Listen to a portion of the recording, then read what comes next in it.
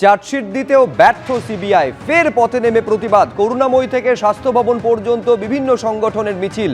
সরাসরি সেই ছবি আপনারা দেখতে পাচ্ছেন। ঝিলম করঞ্জাই আমাদের প্রতিনিধি আরো বিস্তারিত এই নিয়ে বলবেন। ঝিলম, একদমই এই মুহূর্তে তুমি আমার ঠিক পেছন দিকে আমার সহকর্মী সন্দীপন গুপ্ত দেখাচ্ছে এই মিছিল করুণাময়ী থেকে পায়ে পায়ে এগিয়ে যাচ্ছে স্বাস্থ্য ভবনের দিকে। তাদের দাবি যে স্বাস্থ্য ভবনকে জবাব দিতে হবে কেন এই যে ঘটনা ঘটেছে এবং সেই ঘটনার পরিপ্রেক্ষিতে কি পদক্ষেপ করেছে। আমরা দেখতে পাচ্ছি বিশাল মিছিল, বিভিন্ন গণসংগঠনের পক্ষ থেকে এই মিছিল করা হচ্ছে এবং কি জন্য তারা পথে নেমেছেন তাদের সঙ্গে কথা বলবো, জেনে নেব আজকে মানুষ এইভাবে পথে নেমে স্বাস্থ্য ভবন অভিযান কেন করছে। একটাই তাদের দাবি যে এতদিন 120 দিনের পরেও দেখা যাচ্ছে যে অপরাধীরা একে একে মুক্ত হচ্ছে এবং আসলে তথ্য প্রমাণ লোপাট করে দিয়ে পুরো বিচার প্রক্রিয়াকেই ধ্বংস করে দিয়েছে স্বাস্থ্য ভবন।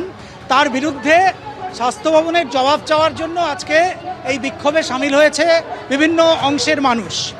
আজকে আপনারা স্বাস্থ্য ভবন যাচ্ছেন, সবাই সিবিআইকে কাঠগড়ায় তুলছে, আর আপনারা এই যে দেখতে পাচ্ছি টিআইসিইউ থেকে শুরু করে বিভিন্ন গণসংগঠন তারা স্বাস্থ্য ভবন অভিযান করছেন। স্বাস্থ্য ভবনকে নির্দিষ্ট করে কেন আপনারা কাঠগড়ায় তুলছেন? দেখুন, স্বাস্থ্য ভবন তো প্রথমেই থেকেই কাঠগড়ায় ছিল। সিবিআই হচ্ছে একটা তদন্তকারী সংস্থা। এবার তদন্তকারী সংস্থার তদন্ত করছে, সে তদন্তটা সিবিআই যেভাবে করেছে সেটাও খুবই খারাপভাবে করেছে এবং করছে। তার বিরুদ্ধে যে লড়াই, সেই লড়াইকে অবশ্যই সমর্থন আমরা করছি এবং তার পাশাপাশি স্বাস্থ্য ভবন যে তার দায়িত্ব অস্বীকার করতে পারে না, একটা তদন্তে সহযোগিতা কিভাবে তারা করলো, কেন আজকে এই অবস্থা হলো, সেটার জবাব স্বাস্থ্য ভবনকেই দিতে হবে। এবং সবচেয়ে বড় কথা যে বিভিন্ন যে দায়বদ্ধ ব্যক্তিরা যাদের বিরুদ্ধে যদি এফআইআর না হয়, সিবিআই এসেই তাদেরকে ফটাফট ধরে ফেলতে পারে না।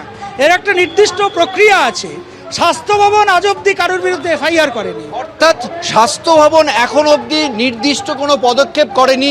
এই যে অন্যায় হয়েছে, এই যে নির্যাতিতার ধর্ষণ খুন হয়েছে, তার যে সিবিআই তদন্ত করছে, সেই সিবিআইকে কোনোভাবে স্বাস্থ্য দপ্তর যে সাহায্য করা দরকার সেই সাহায্য করেনি বলে আন্দোলনকারী এখানে যারা বিক্ষোভ দেখাচ্ছেন, সেই বিভিন্ন গণসংগঠনের যারা সদস্য, যারা তারা সেটা মনে করছেন এবং সেই জন্য তারা রাস্তায় নেমেছেন। ধন্যবাদ ঝিলম তোমায়।